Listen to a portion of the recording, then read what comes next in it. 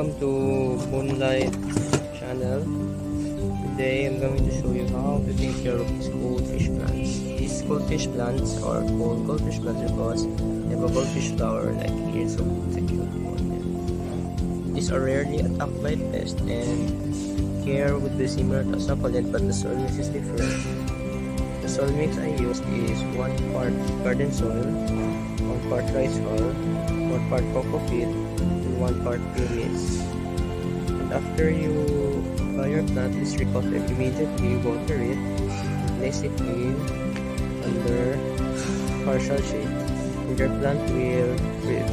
It will flower after a few weeks. I got this plant in Shopee. It was bare rooted and it just grew lots of stems. You can see lots of flowers there. I don't use any pesticide, but if you want to use, you can fertilize it with slow release fertilizer.